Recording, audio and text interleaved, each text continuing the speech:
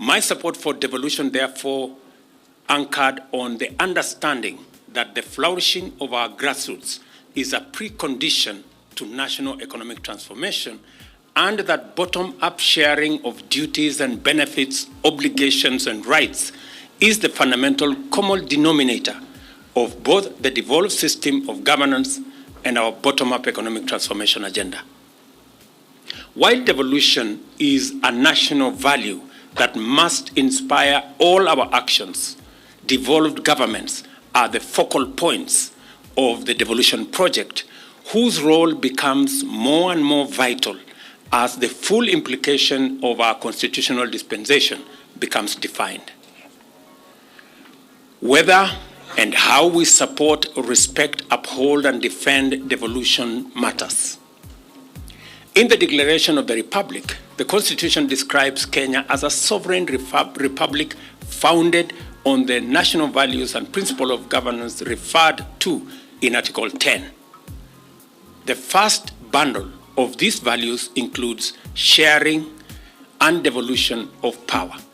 Article 6 describes our national territory in terms of counties and then emphasizes that the national and county levels of governments are distinct and interdependent and required to conduct their mutual relations on the basis of consultation and cooperation.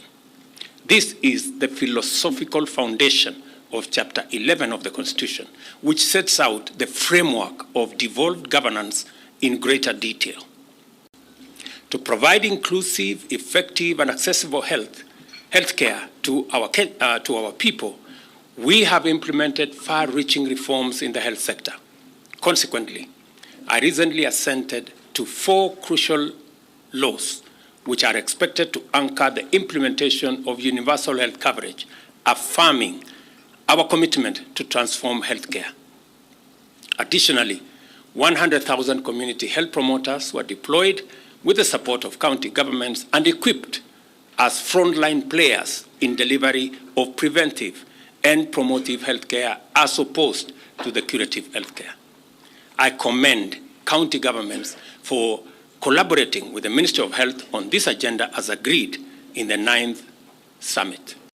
The catastrophic effects of the ongoing El Nino rains, particularly in parts of eastern and coastal regions and northeastern, are challenges that demand immediate attention and bold, effective solutions and innovations to alleviate the suffering faced by our people. Counties have the responsibility of providing and offering the necessary support to your residents. For its part, the national government continues to offer its support, and reconvening of the El Nino Response and Mitigation Committee is crucial to supplement financing for interventions undertaken by counties in response to the ongoing El Nino rains. Further, Parliament is actively expediting the enactment of the Disaster Management Law.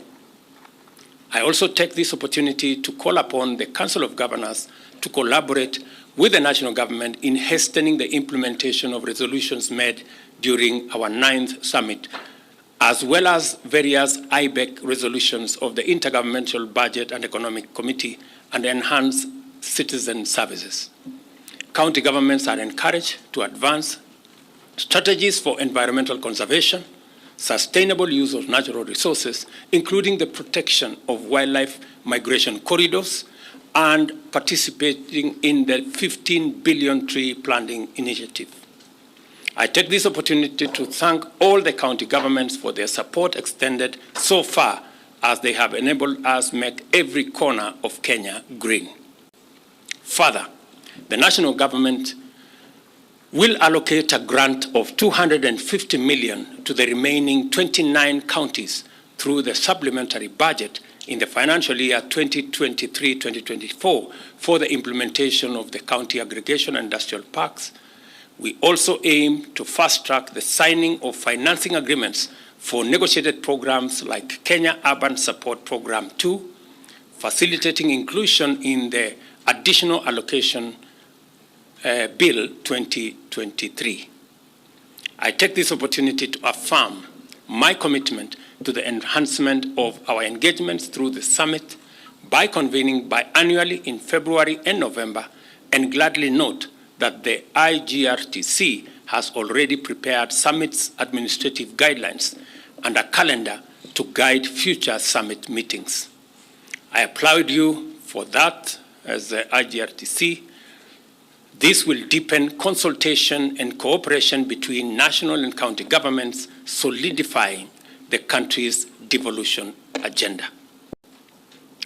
Intergovernmental consultations and cooperation not only serves as a mechanism for reconciling the tensions arising from the two distinct yet interdependent levels of government, but it is also a framework to give devolution the best chance to deliver to the people. I believe in the power of intergovernmental relations to anchor devolution and also facilitate national socio-economic transformation. As the apex forum of intergovernmental relations, the National and County Government Coordination Summit must be seen in this light. My faith in the power of this forum as a force of national good is therefore absolute. At the very onset, I wish to underscore that devolution remains as the cornerstone of effective service delivery. I recognize devolution as the optimal mechanism for delivering important services and implementing essential projects and programs in line with our bottom-up economic transformation agenda. At the same time, I am proud to note that my administration has made substantial progress in promoting devolution as a principle and value, pursuing it as a policy and strategic objective, and consolidating the gains of devolution, notably through the following interventions. For the first time since the advent of devolution, the National Treasury has endeavored to disperse all the allocations to counties as at the end of financial year 2022-2023.